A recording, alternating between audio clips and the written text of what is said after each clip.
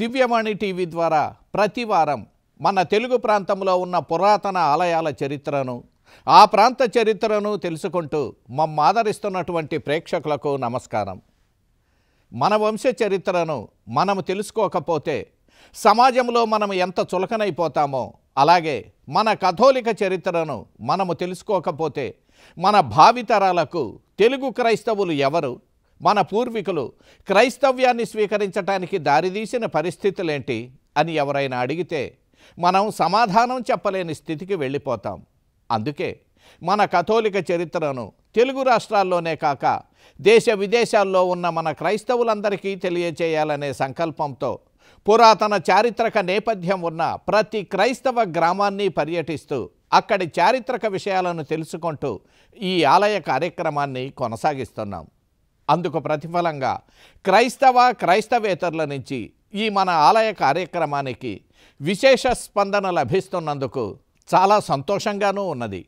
ఈనాటి ఆలయ కార్యక్రమంలో మన తెలుగు క్రైస్తవ చరిత్రలో దాదాపు 300 సంవత్సరాల క్రితం క్రైస్తవం స్వీకరించి క్రైస్తవ విశ్వాసులుగా జీవిస్తున్న ఒక గురుమండల క్రైస్తవ చరిత్రను గురించి తెలుసుకుందాం.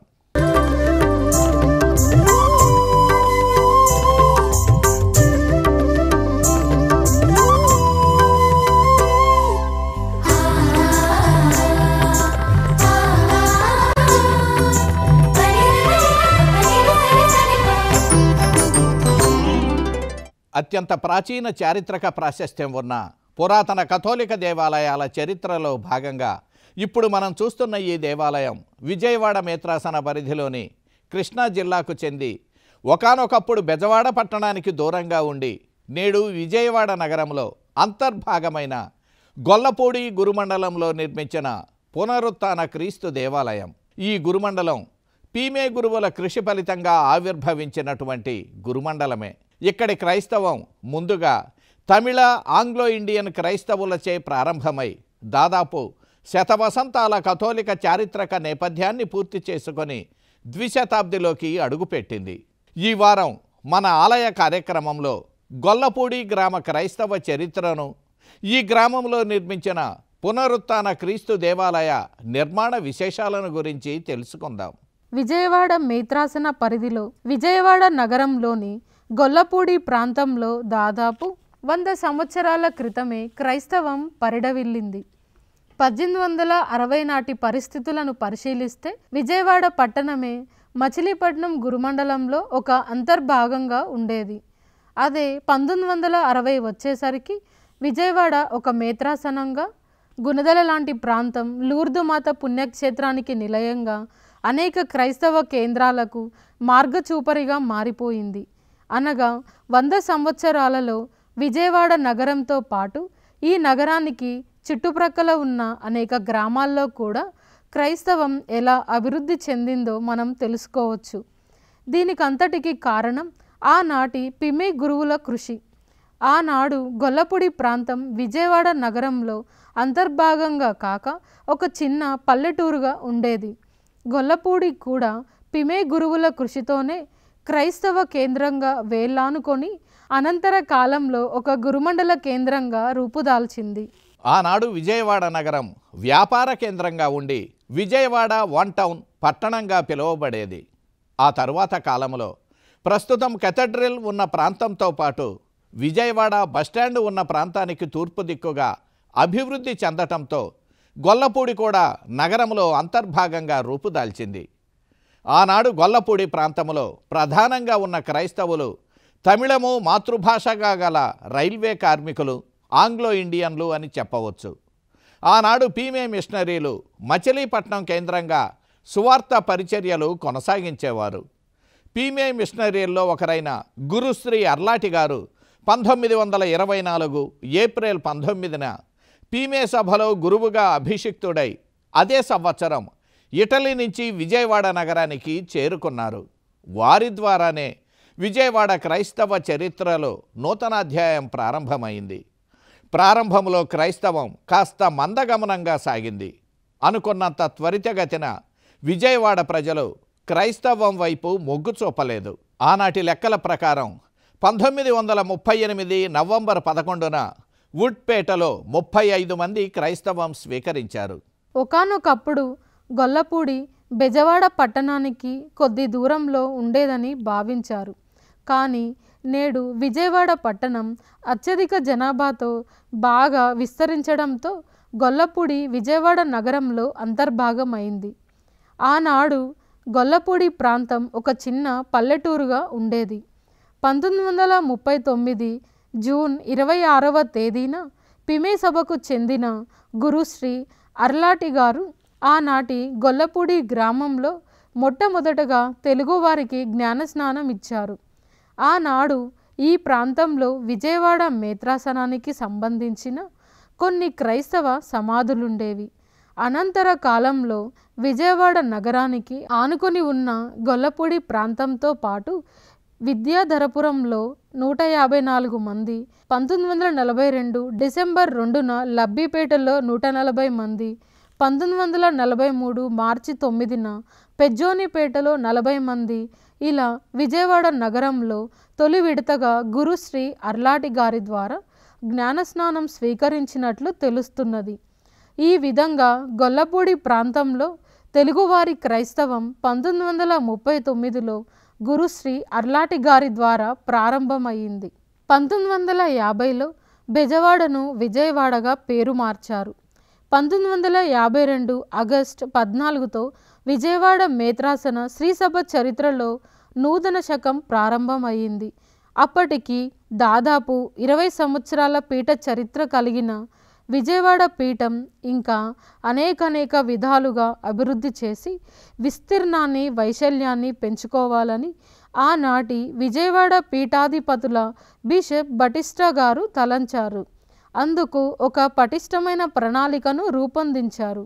1951లో విజయవాడ పీఠంలో గురువుల సంఖ్య 35గా ఉంటే బిషప్ బటిస్టా గారు మరణించే నాటికి అనగా 1971 నాటికి గురువులు 94 మంది ఉన్నారు. 1951లో మఠకన్యలు 65 మంది ఉంటే 1971 నాటికి మఠకన్యలు 429 మంది ఉన్నారు. అలాగే ఉపదేశులు 1951లో 318 మంది ఉంటే 1971 నాటికి ఉపదేశుల సంఖ్య 831గా నమోదైంది. 1961లో దేవాలయాల సంఖ్య 167గా ఉంటే 1971 నాటికి దేవాలయాల సంఖ్య రెట్టింపు కన్నా అధికమైంది. 1971లో విజయవాడ మేత్రాసన దేవాలయాల సంఖ్య 370. ఆనాడు పట్టణ శివార్లలో ఉన్న చిన్న క్రైస్తవ సమాజాలను నూతన గురుమండల కేంద్రాలుగా ఏర్పాటు చేసి శ్రీసభను అభివృద్ధి చేయాలని తలంచారు. అందుకుగాను నూతన క్రైస్తవ దేవాలయాలు, నూతన పాఠశాలలు, నూతన వైద్యశాలలు ఏర్పాటు చేయాలని తలంచారు. తన తలంపులను కార్యరూపంలోకి కూడా తీసుకొని వచ్చారు. అనేక వైద్యాలయాలతో పాటు గుడివాడ, భీమవరం, భీమడోలు, ఫాతిమాపురం, జంగారెడ్డిగూడెం, జగ్గయ్యపేట, కొండపల్లి, తిరువూరు, అమలాపురం, నిడదవోలు, మచిలీపట్నం, నూజివీడు మున్నగు ప్రాంతాల్లో నూతన పాఠశాలల భవనాన్ని నిర్మించారు. నూతన గురుమండలాలు ఏర్పాటు చేయాలంటే గురువుల సంఖ్య అధికం కావాలని భావించారు.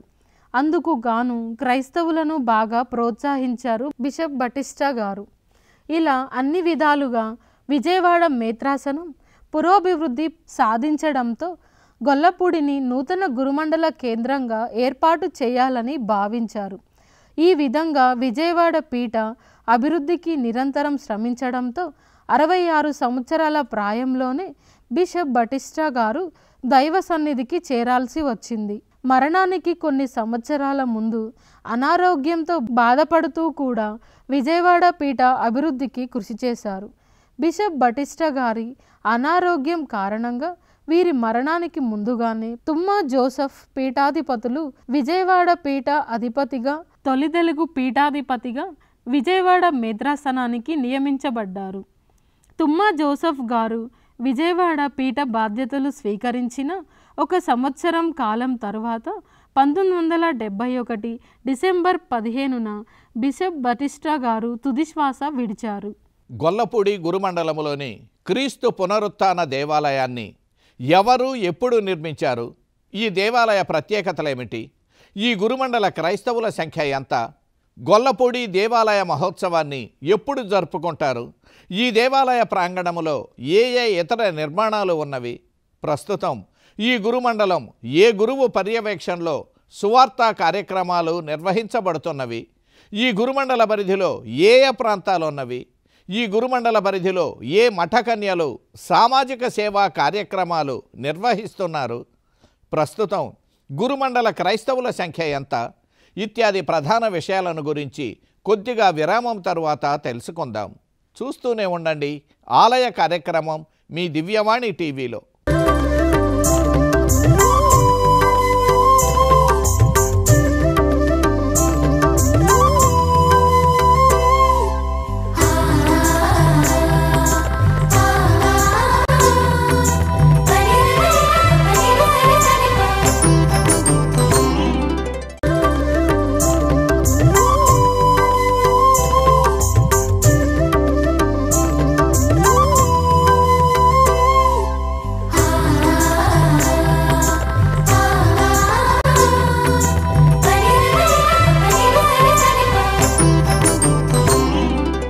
ఆలయ కార్యక్రమానికి మరలా స్వాగతం.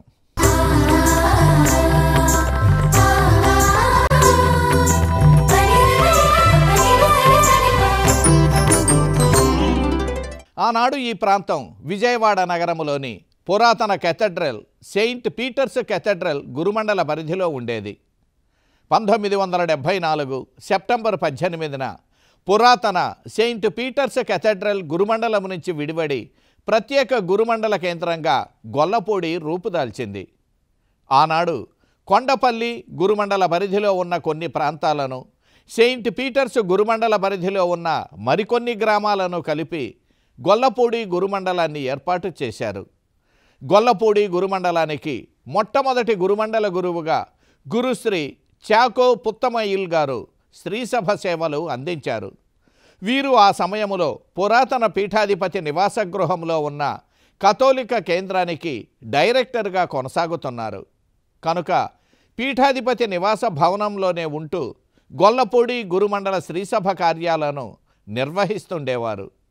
పీమే సభకు చెందిన గురుశ్రీ ఫ్రాన్సిస్ విన్సీ గారు గొల్లపూడిలో నివాసం ఉన్నటువంటి ప్రప్రథమ గురుమండల గురువు. విజయవాడ నగరంలో ఒక భాగమైన గొల్లపూడి గురుమండల కేంద్రంగా ఆవిర్భవించే కాలానికి ఈ ప్రాంతం ఒక గ్రామంగా, విజయవాడ నగరానికి శివారు భూమిగా ఉండేదని ముందుగానే తెలుసుకున్నాం. గురుమండల క్రైస్తవులు కూడా ఆనాడు అత్యంత పేదలే. అందుకే వారి తాహతకు తగిన విధంగా ఈ దేవాలయం కూడా ఆధునిక హంగులు లేకుండా చిన్న దేవాలయంగా నిర్మించారు. విజయవాడలో నిర్మించిన రైల్వే వంతెన నిర్మాణాలకు అనేక మంది కూలీలు, అధికారులు విజయవాడ శివారు భూముల్లో విజయవాడ వన్ టౌన్గా పిలువబడే ప్రాంతంలో నివసించేవారు. కూలీలు ఎక్కువగా గొల్లపూడి ప్రాంతంలోనే నివసించేవారు. అధికారులలో కొందరు ఆంగ్లో ఇండియన్లు కూడా ఉండేవారు. గొల్లపూడిలో నివసించే రైల్వే కూలీల కొరకు, ఇతర ప్రాంతాల్లో నివసించే క్రైస్తవ అధికారుల కొరకు విజయవాడ వన్ టౌన్లో సెయింట్ పీటర్స్ కేథడ్రల్ను నిర్మించారు. ఆనాడు గొల్లపూడి ప్రాంతంలో నివసించే క్రైస్తవులలో తమిళ క్రైస్తవులే ఎక్కువ. వీరంతా పురాతన క్రైస్తవులే. ఈ క్రైస్తవులంతా ఆనాడు సెయింట్ పీటర్స్ కేథడ్రల్కే వెళ్ళి దివ్యబలి పూజలో పాల్గొనేవారు. ప్రస్తుతం ఉన్న దేవాలయం 1970లో ఆనాడు గురువుగా ఉన్న గురుశ్రీ మారంపూడి జోజిగారి ఆధ్వర్యములో నిర్మించబడింది. 1979 ఫిబ్రవరి 25న ఆనాడు విజయవాడ పీఠాధిపతిగా ఉన్న తుమ్మా జోసెఫ్ గారు ఈ దేవాలయాన్ని ఆశీర్వదించి దివ్య బలి పూజ సమర్పించి పునరుత్థాన ప్రభువుకు అంకితమిచ్చారు. గురుశ్రీ మారంపూడి జోజిగారే గురు నివాస భవనాన్ని, ఉపదేశ నివాస భవనాన్ని కూడా నిర్మించారు. అనంతర కాలంలో గురుశ్రీ మారంపూడి జోజిగారు ఖమ్మం పీఠాధిపతిగా, విజయవాడ పీఠాధిపతిగా, హైదరాబాదు అగ్రపీఠాధిపతిగా విశిష్టమైన సేవలు అందించారు. ఈ దేవాలయ నిర్మాణం పూర్తయి 40 సంవత్సరాలు నిండిన సందర్భంగా 2018లో ఈ దేవాలయాన్ని మరమ్మతులు చేయగా, అదే సంవత్సరం ఏప్రిల్ 22న ప్రస్తుత విజయవాడ పీఠాధిపతులైనటువంటి తెలగతోటి జోసెఫ్ రాజారావు గారు ఈ దేవాలయాన్ని ఆశీర్వదించి దివ్య బలి పూజను సమర్పించారు. ప్రతి సంవత్సరం మే నెల మొదటి ఆదివారం పునరుత్థాన క్రీస్తు పేరున దేవాలయ మహోత్సవాన్ని జరుపుకుంటారు. ప్రతి ఆదివారం ఉదయం 8 గంటలకు, సోమ, బుధ, శుక్రవారాల్లో సాయంత్రం 6 గంటలకు ముందుగా జపమాల, అనంతరం దివ్యబలి పూజ ఉంటుంది. దేవాలయం వెలుపల వెలంగిని మాత ప్రార్థన మందిరాన్ని గురుశ్రీ పిజే స్టీఫెన్ గారు నిర్మించగా, విజయవాడ ప్రస్తుత పీఠాధిపతులైన తెలగతోటి జోసెఫ్ రాజారావు గారు ఈ వెలంగిని మాత స్వరూపాన్ని ఆశీర్వదించారు. ఇది ప్రధాన రహదారి పక్కనే ఉండటం వలన అనేక మంది భక్తులు క్రైస్తవ, క్రైస్తవేతర అనే మత తారతమ్యం లేకుండా ఈ స్వరూపం చెంత కొద్దిసేపు ప్రార్థించుకొని వెళతారు. ఈ దేవాలయానికి ముందు భాగంలో పవిత్ర శిలువను ఏర్పాటు చేశారు. ఆ శిలువకు క్రింది భాగాన పునరుత్థానుడైన క్రీస్తునాథుని స్వరూపాన్ని ఏర్పాటు చేశారు. దేవాలయ పైభాగంలో పునరుత్థాన క్రీస్తును 2 దేవదూతలు తిలకిస్తున్న విధంగా దేవదూతల స్వరూపాలను ఏర్పాటు చేశారు. ఈ గొల్లపూడి విచారణ విజయవాడ నుండి సుమారు 20 కిలోమీటర్లు. హైవే ప్రక్కనే దేవుని యొక్క అనుగ్రహం ద్వారా సిటీలో ఒక భాగమై, ఒకప్పుడు పురాతనమైన కానీ ఇది సిటీ యొక్క విజయవాడ సిటీ అంతర్భాగమై సిటీ పారిష్గా వృద్ధి చెందుతున్న విచారణ ఇది. ఈ విచారణలో 220 మంది కథోలిక కుటుంబాలు ఉన్నాయి.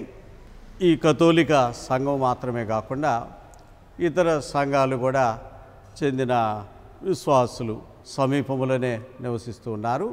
ఈ విచారణకి నల్లకుంట అనే ఒక గ్రామము, తర్వాత దర్గా మసీదు అనే దగ్గర కూడా ఇంకొక సబ్స్టేషన్ ఉంది. కానీ అధికంగా విశ్వాసులందరూ కూడా ఆదివారం ఇక్కడికే పూజకి రావటం జరుగుతూ ఉంది. మాకు ప్రతి ఆదివారం కూడా 2 పూజలు, దివ్యబలి పూజ సమర్పించబడుతున్నది. ఉదయం 7 గంటలకి, తర్వాత ఉదయం 9 గంటలకి దివ్యబలి పూజ. ఇక ఈ విచారణ చరిత్రకు వెళితే, ఇది 1 టౌన్లో ఉన్న సెయింట్ పీటర్స్ కెథీడ్రల్లో అంతర్భాగంగా ఆ విచారణ కిందే పలు సంవత్సరాలు కూడా ఉంది.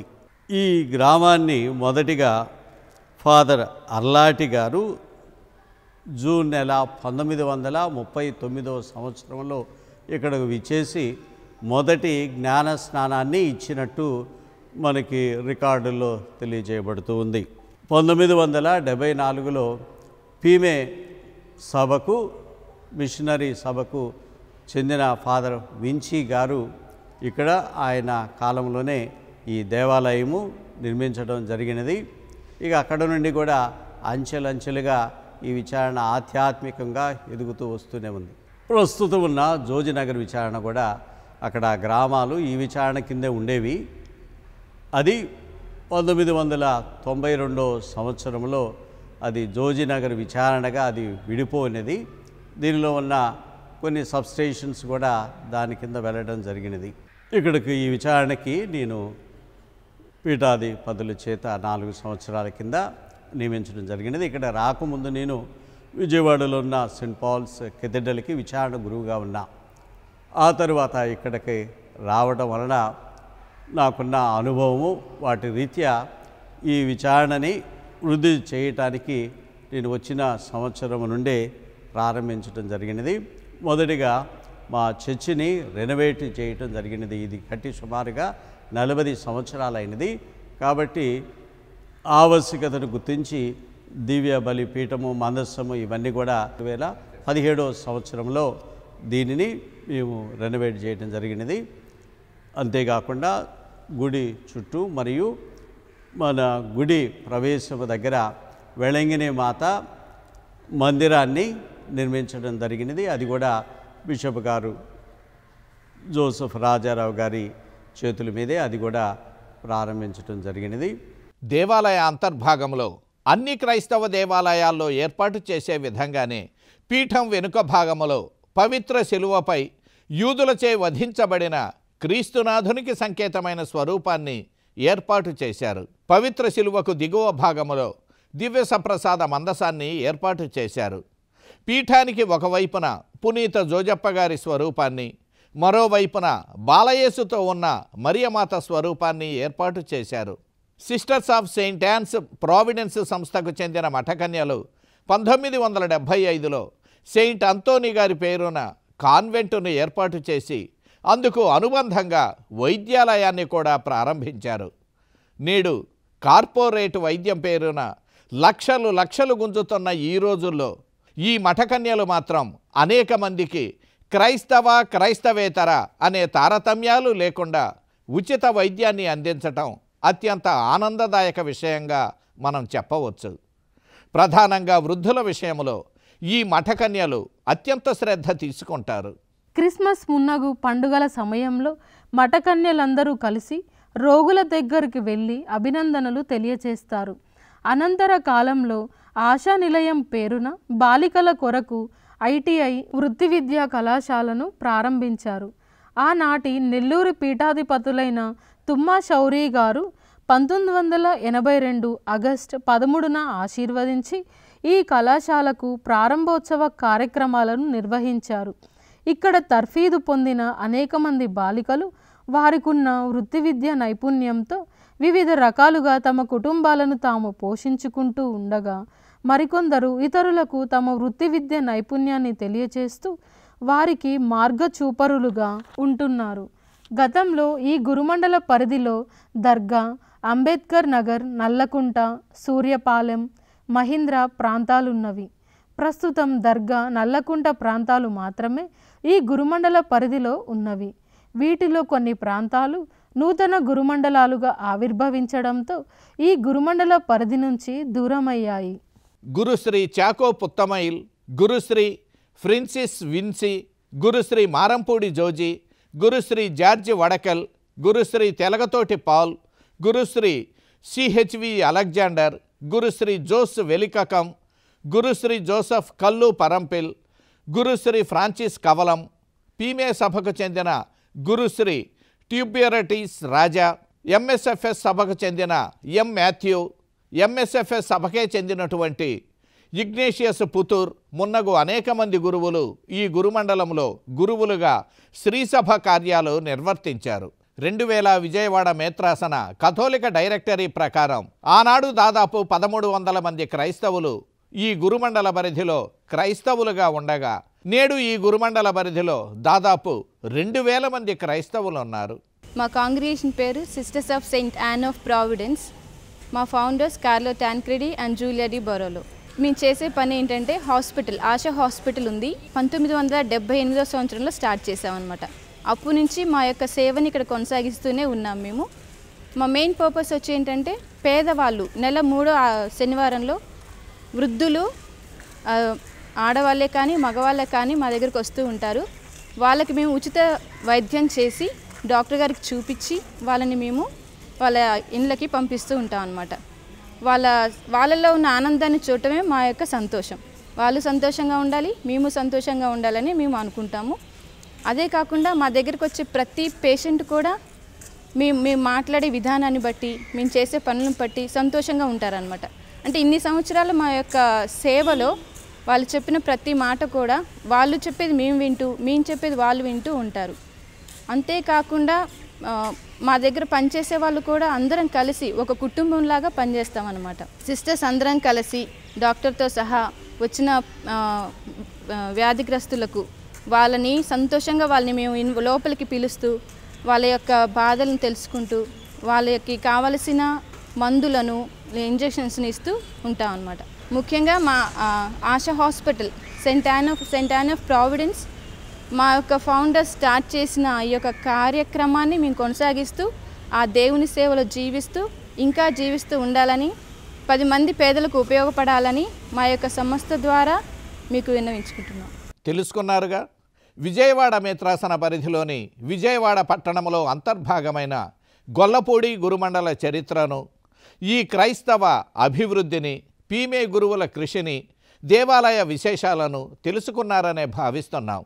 మీరు కూడా మీ గ్రామ లేదా మీ గురుమండల చరిత్రలను పదిలపరచుకొని మీ భవిష్యత్ తరాల వారికి మీ గ్రామ విలువైన చరిత్రను తెలియచేయండి.